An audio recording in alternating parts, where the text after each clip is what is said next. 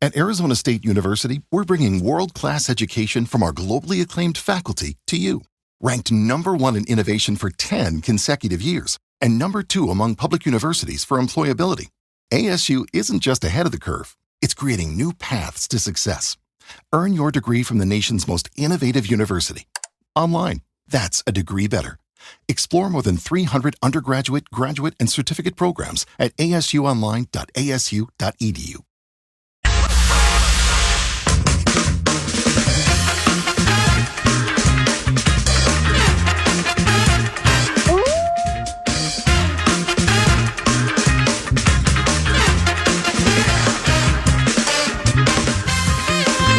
Double doink.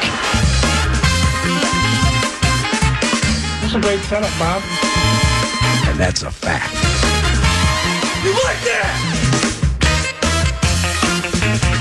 There are many, many positives I can get out of this game. Just listen. No. Hey, I got 2 things for you right now. Can't get Pat Shermer to text me back, but I think we'll be okay. Okay. And secondly, Alec Lewis reclines on airplanes and doesn't ask the person behind him, is it okay if I come back here on this 7.5-hour flight? Are you the type before the plane ascends that you just come barreling back? I don't even know if we're on the air because you didn't say hot. So usually that's what is. And he didn't say "and good morning" either. Yeah, so very confused. I don't know. You but do have a new sweatshirt, though. But discretion can kind of be the better part of valor. But I do not decline. I just told you in the hallway. You asked if I could sleep on air. You don't decline? Recline. Says who? No, I don't recline. I don't recline. Yeah, you don't decline either. And the other thing with airplanes that I was just on one flying back from Alabama. All right, 3-2.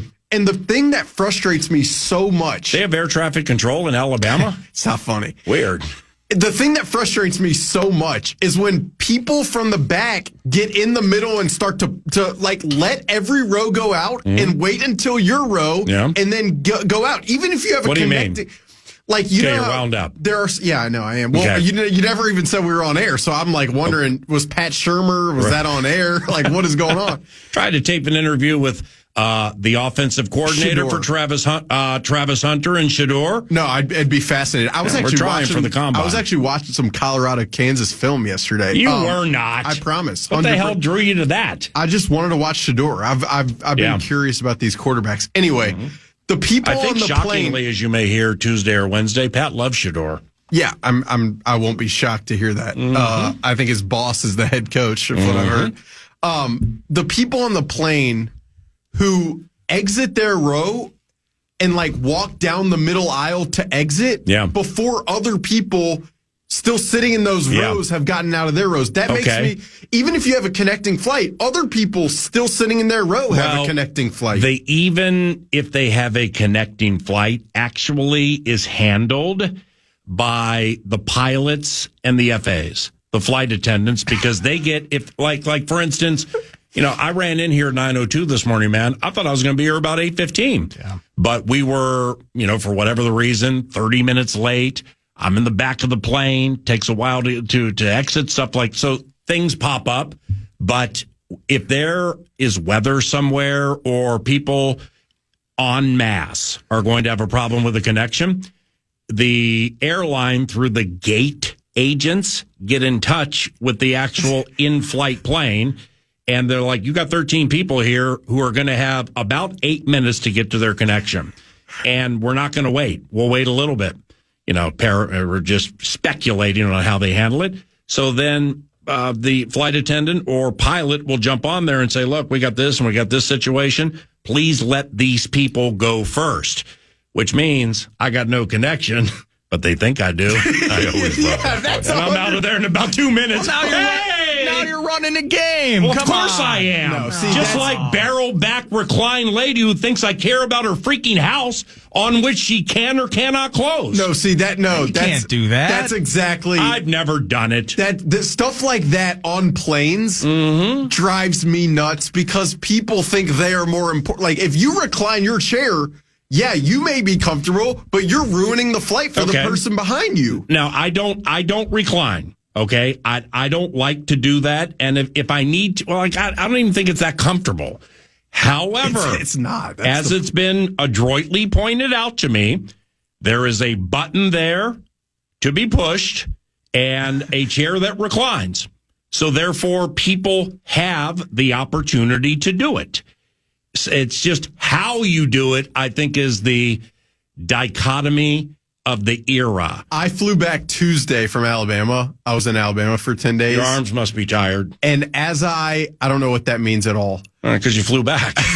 It was a joke. It was a noon to 3 joke. Yeah, that's phenomenal. Yeah, take that a step farther. It's a noon to 3 joke. And as we were landing, the flight attendant comes up to my chair and she's like, "Excuse me, sir, can you unrecline your chair?" And the guy next to me gave me a look, and I don't recline my chair. So somehow my chair reclined, and I was embarrassed. Yeah. I felt bad, and I was a little perturbed because I didn't do it. So anyway. Yeah. Well, that happened to me this morning.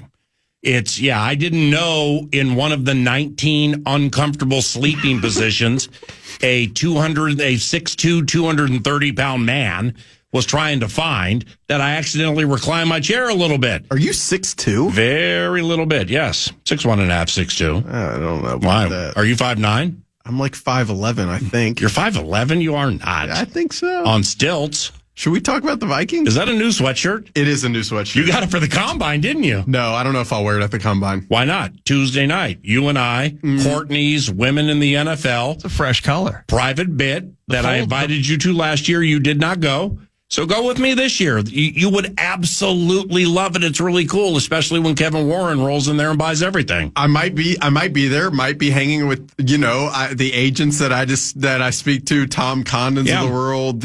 Well, how is Blake Barrett? I haven't talked to him for a while. I wonder what's next for Thielen. I'm glad you mentioned Blake Barrett. He's got a couple really interesting draft prospects. Does he still have Jonathan Allen? He does. He has Jonathan Allen. He has Frankie Louvu. C.J. Ham. Blake Cashman. He has C.J. Ham, of course. Wow, he has Blake. I didn't know that. He got one of the top quarterbacks in the country going to Alabama via NIL, Keelan Russell. Who's he? He's an absolute stud, won the Elite 11. So what's the Elite 11? It's the quarterback competition out west for the best high school prospects. So he has NIL for NIL. Well, and I think he got him a huge. There was a story about that where he either got this high school kid like a super massive sponsorship deal. Damn. Like he was 16 or 17, something like that. Could be. NIL's creeping. I mean, pretty soon, if you got a 7-year-old that could tackle, he might be getting paid. Where does this kid play?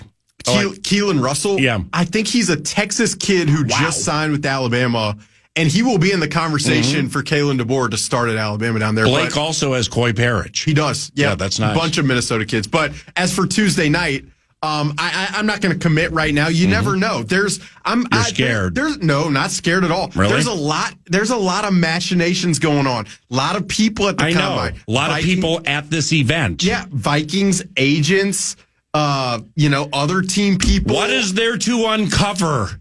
There's a lot going on. Really? Are they going to franchise Sam? It depends what the market looks like for him. Are they going to franchise Sam? If it's a heaven or hell right now and you got to be right, yes or no? The answer would be no. Same. Okay, so Aaron with this new money thing, what do you think's next? Aaron Jones? Yeah. New money thing, meaning they pushed his void date back. Yeah. They pushed his void date back so they could continue to negotiate before the dead money accelerated on this contract. On the team or not next year? Aaron Jones, I think there's possible. I think it's better than a coin flip. He's back. Same. Yeah. Okay, what else is there? There's questions asked about extensions. You think they're going to sign Milton Williams?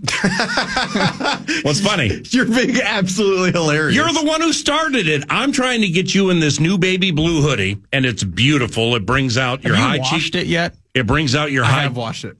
All right, 3-2. It's still got the fold lines. It's 11:15. You're listening to 9 to Noon. Did you win Snob on Wednesday? I lost barely on it was a buzzer beater by Sauce. Really?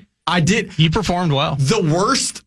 I still haven't lived this down, and I've been thinking about it all week. And Nordo, you could, I've been thinking about it because it bothered me. Name Vikings Hall of Famers, and I thought the Ring of Honor was the Vikings Hall of Fame, and How many are there? like There- 30 or something. Yeah, Oh, there's geez. nearly 30 Vikings Ring of Honor, oh. but there's 16, including Jared Allen, HOF? in the National Football Hall of Fame. So- Moss, Jared Allen, Bud Grant, Fran Tarkenton. Anyway, go ahead. So I guess what he started with. I started Paul Krause. Bobby Bryant. What's funny about that? Well, that's the thing is I was trying to tell him and console him. Yeah. The text line was very unforgiving. But Bobby Bryant was an incredible Vikings player. Yes. Not Hall of Fame, however, which is where the confusion set in. He wasn't Favre. trying to console me. No, you Chris were Carter. roasting me throughout the rest of the So show. I'm It at was a 7. How ridiculous many are answer. there? There were a total of 16. 16. Damn. And you can jump into Ron Yeri, Yep. Mick Tingelhoff, and Tick Minglehoff. Jim Finks, the GM. Sauce got some people that I was Chris like, wow. Dolman, Yeah. McDaniel. I mean, there were a bunch of names. Yeah, I mean, 16 of them, in fact. I didn't win. Though. Right. Sadly, Bobby Bryant was not one of them. So, do you think Tuesday you really don't want to come with me? Oh, what, on Tuesday night? Yeah. No, I I might. think the bit begins at 6. Listen, we have an athletic summit on Monday. I fly in Sunday night. I've got a lot. Athletics Summit. What Yeah, the it's hell is like- that? You it's guys like- are all internet based writers. All of our NFL writers are there. Our editors, some of the higher ups are there. We have there's like a whole cocktail party thing. I mean, stuff. Can I come to that? I invited you to Tuesday. Is it weird to see other people in person? No. I'm a sociable guy. I like seeing people and having fun. Diana Rossini going to be she'll there? be there 100%. Where is this? I might need a taped interview. And so that's Monday. Tuesday, I'm not sure. You know how it is. You'll be at the High Velocity. You'll be at the Sheraton. Yeah, the high velocity sucks. You'll be at. It sucks. It can be Pretty kind good of fun, food. but it's pretty. It's. The question is, Two shoulder which to of shoulder. the PR staff will be there? Will Jeff Anderson Why show are you up? asking this? Just because it's always interesting. Why are you giggling now? Because there's a lot going on. The combine is awesome. Kevin O'Connell will join 9 to noon. Tuesday, 11 o'clock Central, noon Okay. Indy time. Okay. When's his press conference that day? 12:30? Think 1:30. 1:30. Yeah, 12:30 ET. Central, right? Yeah, Kwesi after him. Exactly. Okay, cool. Do you happen to know when Ben Johnson speaks? I'm being serious too because I want to see this. I don't, but I could find that for you between the break. Okay. What excites you about the combine, if anything? I mean, everything. I love, seeing people that I haven't seen in a long time, relationships that I have with people in the industry, whether it is other writers, whether it's team people, even our staff at The Athletic, a lot of people that I lean on a lot, including a Diana.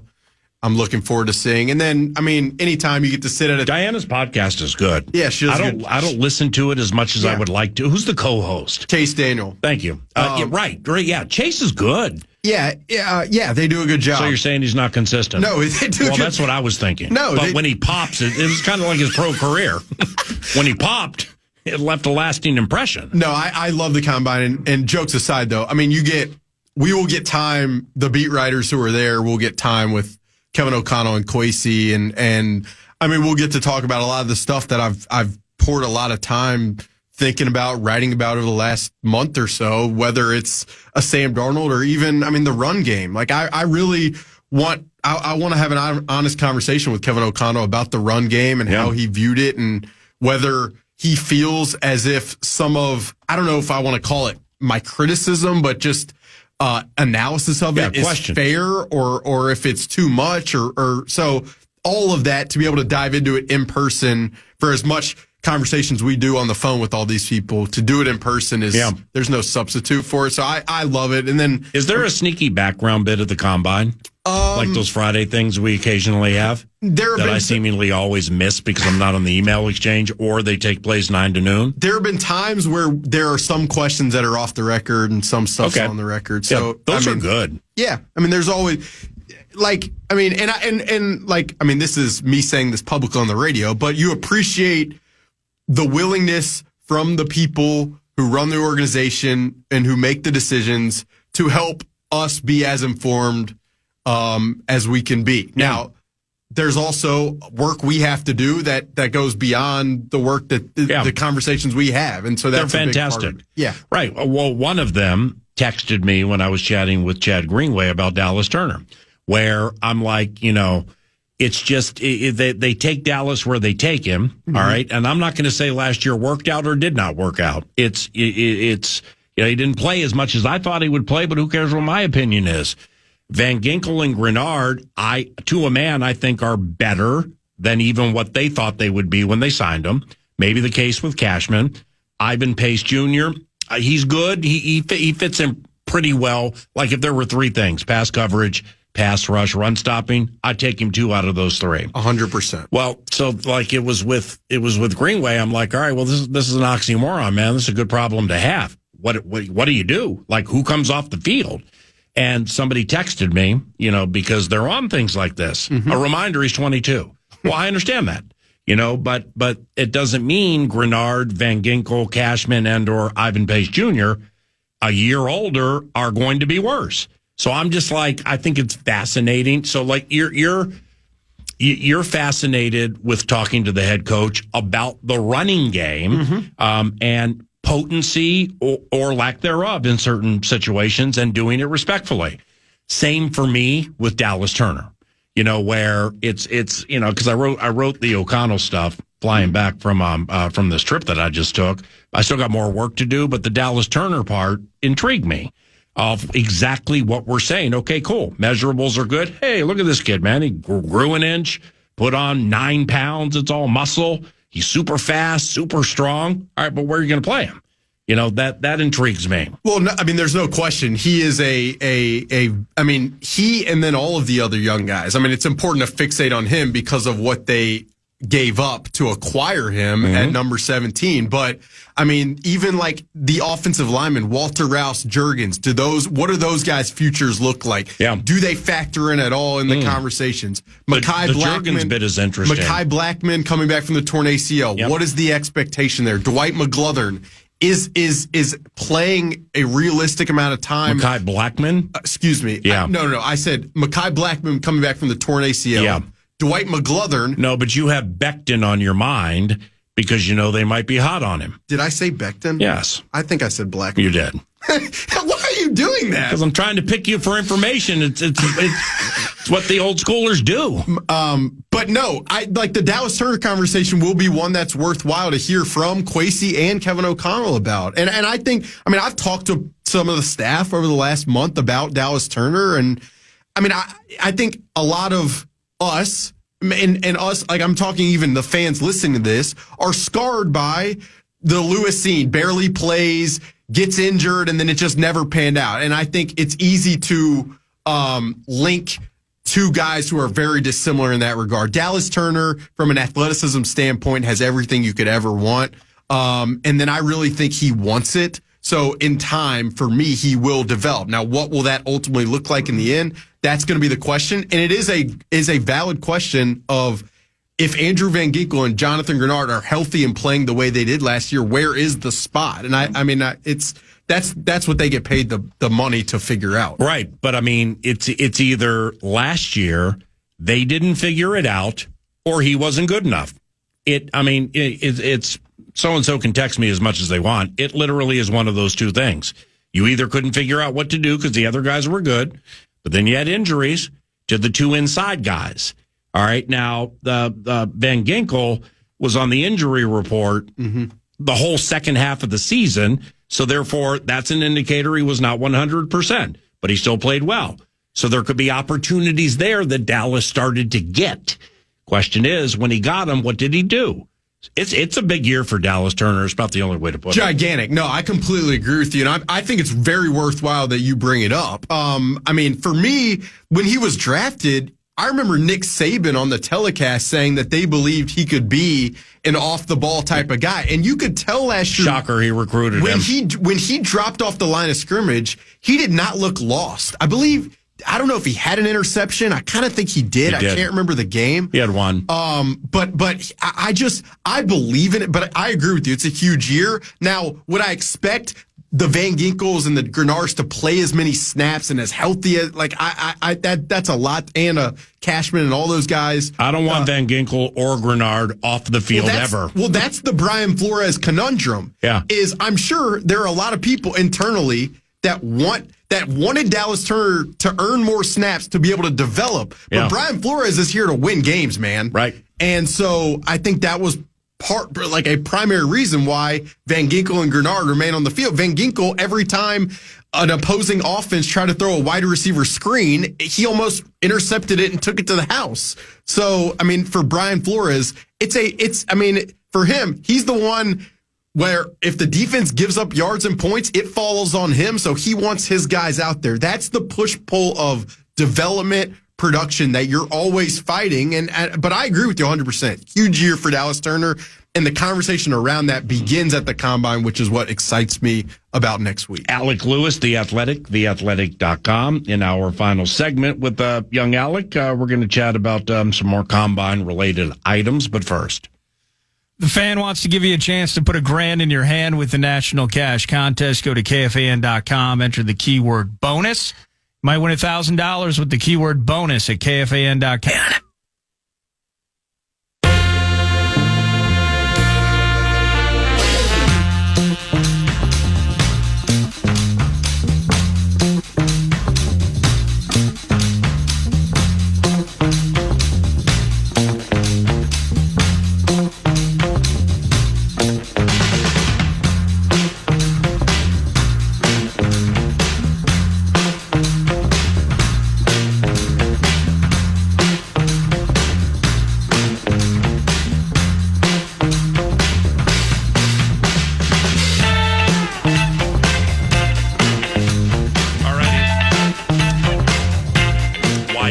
Young Alec Lewis at Alec_Lewis via the tweet machine. How was Hawaii? It was fun. It was good. Very good. It's tropical paradise. You look tan. It's down memory lane we go. I don't even know if I've ever told Nordo this. I was born Paul Webb. Okay. Have I ever told you, Nordo, that my name was Paul Webb? Yep. Okay. So I was born Paul Webb. There was a divorce. Right. And then there was another divorce, and I ended up in Washington, D.C. My mom's, God rest her soul, she married a man named Ken Allen. All right. Well, he made me change my name to Paul Allen. So during that time with second stepdad, and my real father, Roger Webb, died when I was 7 years of age in Pocatello, Idaho. So, like, off that divorce, they met. He worked for the Secret Service. My mom worked in Washington, D.C. proper, where I'm from. And they met, and somehow he ended up working for the railroad in Pocatello, Idaho, where he was from. Staunch Mormon family, even though, I haven't seen him since I was age 7. I just remember a lot of Mormon-related things from even at a super young age. All right, 3-2. So I live in Pocatello, Idaho. They divorce. Mom takes me to Washington, D.C., which means via a divorce, we can't exactly hey, you're at your dad's Friday, Saturday, and Sunday, and then with your mom Monday through Thursday when they're 2,000 some odd miles away. So I spent every summer, ages 4, 5, 6, and 7, on a rhubarb farm in Pocatello, Idaho, because that's what Chuck and Delpha Webb owned, a rhubarb farm. And there was this big, giant garage for my real father, Roger. He worked for the railroad. He was like a mechanic. He did stuff like that. It was I'm not a garage guy when it comes to fixing stuff, but I'll never forget that garage and all the tools and everything he had going on. So every summer I would be there. Well, as fate would have it, and I guess serendipitous fashion, because he was my father, and if he's going to die, I'd prefer to be there. Died of diabetes when I was 7. And I happened to be there, and he was 33 years of age. So I was there. So now I'm back in D.C. So Ken Allen changes my name. And he worked for a corporation called Litton, Litton. It worked with the military. So before the internet, there was the sneaky intranet with China, Taiwan, Japan, and Litton Corporation. It was something like that. It was so secretive that, and this gets to Hawaii. I lived in Hawaii for 6 months, and at the Rainbow Hilton Hotel, really, in Waikiki, on the island of Oahu. Now, I hadn't been there for 50 years. First time I've been to Hawaii for 5 decades. Since then? Yes. So I missed half a year of school, the whole thing. And my mom and I had to stay.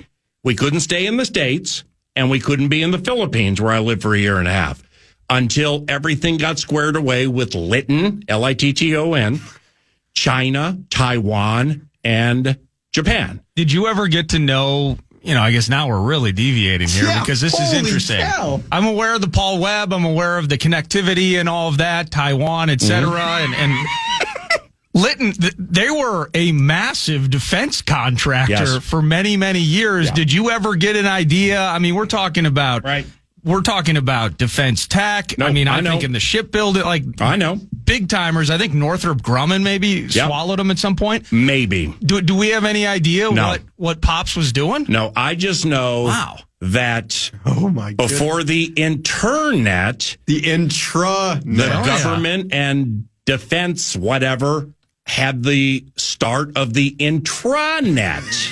So therefore, I've been to Hong Kong 5 times. I went to Tokyo 5 times. Wow. I lived in Magallanes Village in Manila during the Ferdinand and Imelda Marcos reign.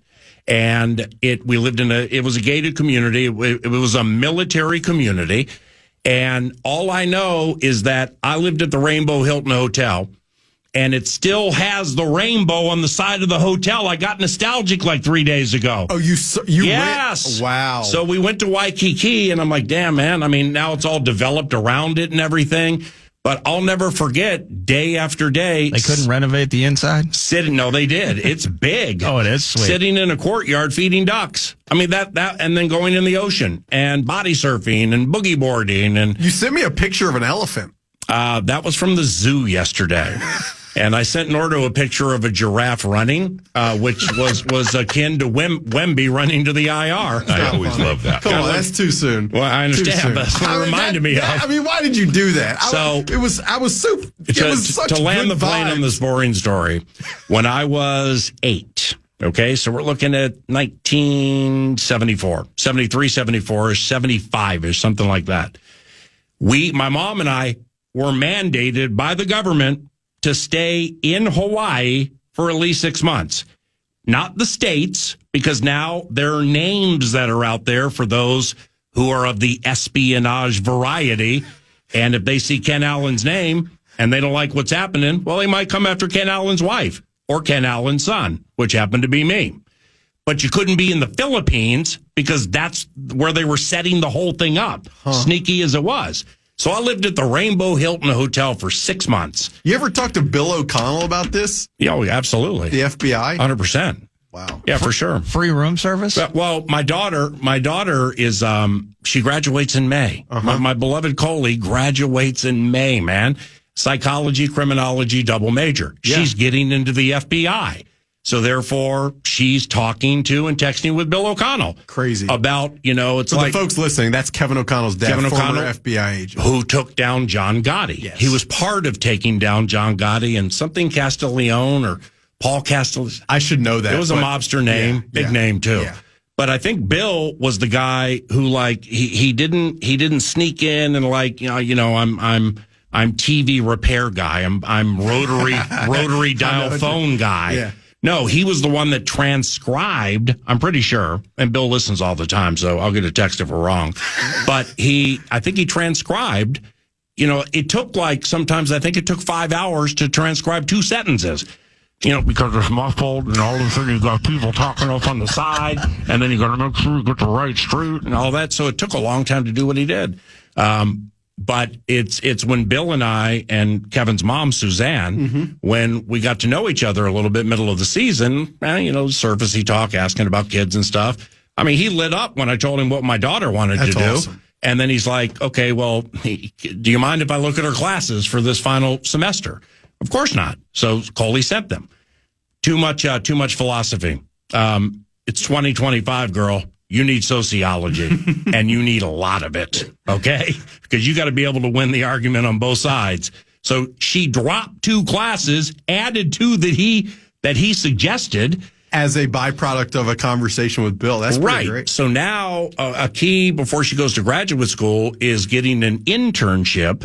And And so, like, we had these ideas, and then FBI Bill's like, no, intern for a DA's office. What? Just doesn't matter what you do.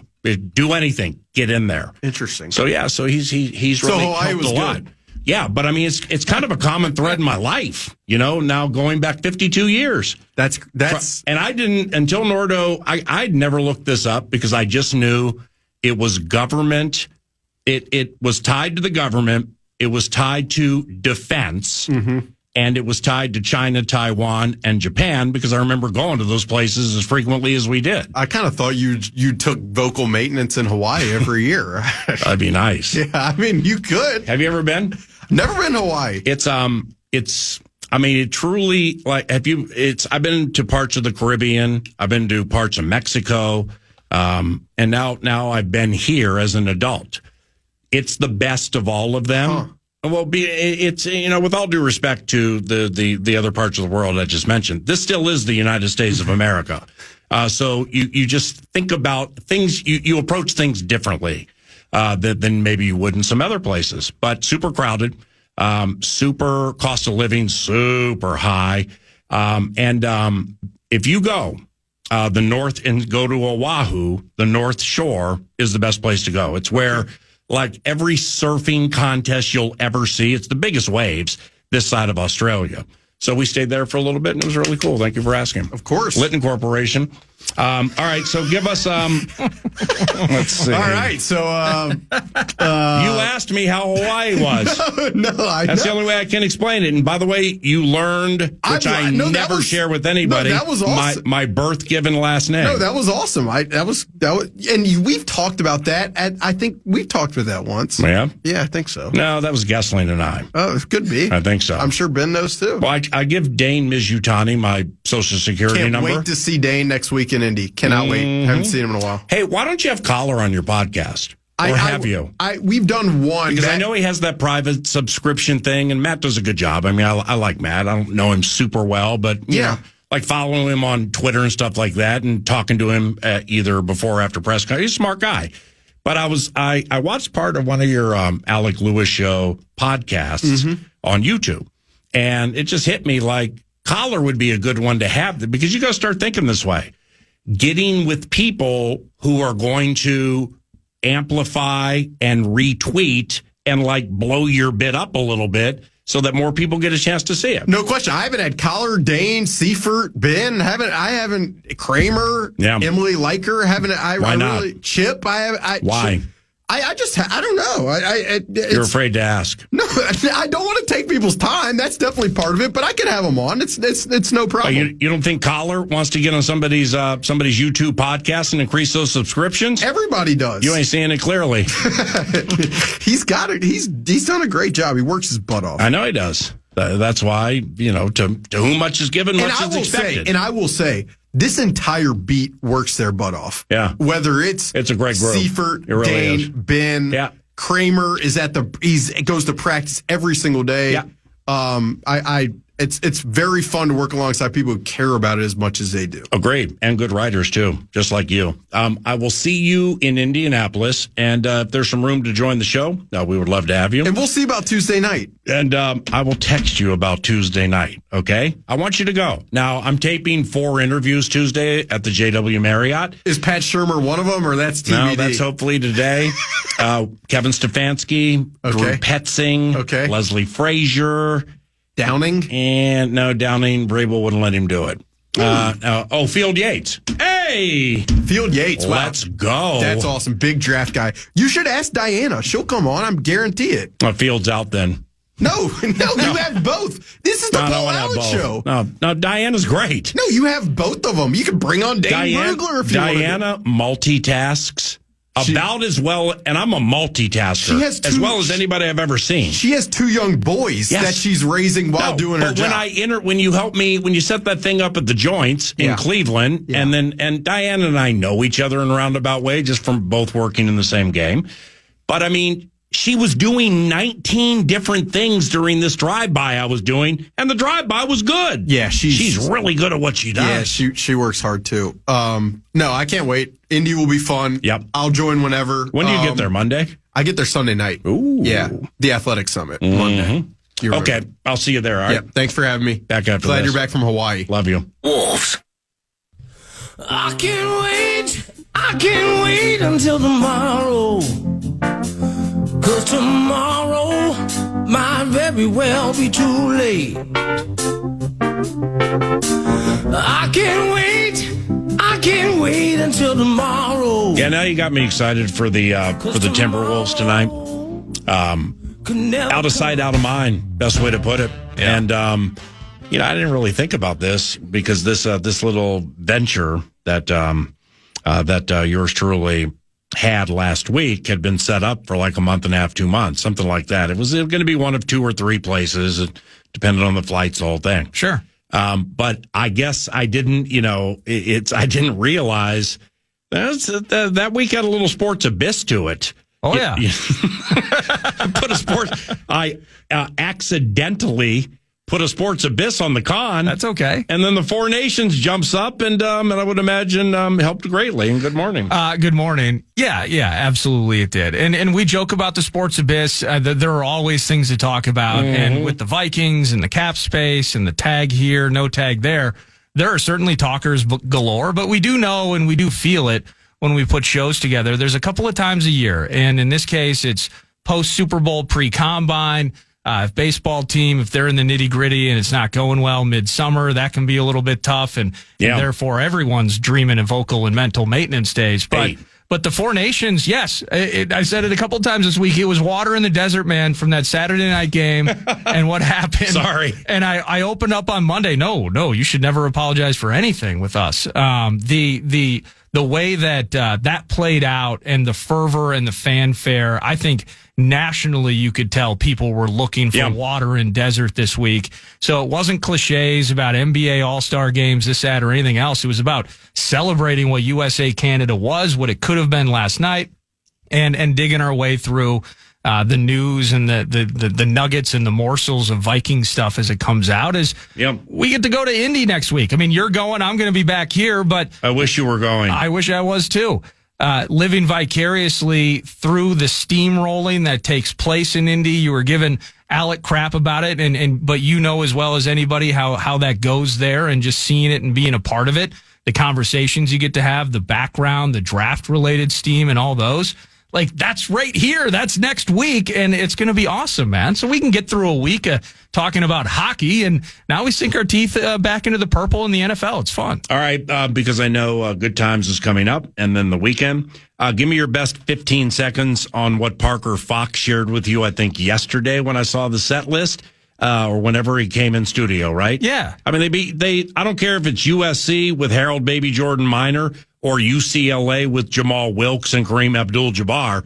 They went on the road and won back-to-back games. That's sweet. Yeah, it is. And what that came down to for him, you can feel it when you talk to Parker about it, how pumped he is, not only as he ends ultimately his college basketball career, but he could feel that 0-6 Big Ten schedule. He knew that vibe was awful, and everyone's negative on the head coach. And now they go out, they win 6 of their last 9. The home schedule down the stretch lines up for them to get a few more W's and find their way into the Big Ten tournament. So, him being a part of that flip around, and I just think there's a ton of excitement around it. I was really happy for Parker. All right, good to see you. Good to see you. I'll see you Monday. Thank you very much for listening, everybody. And we will reconvene Monday for more 9 to noon good times at FM 100.3 KFAN.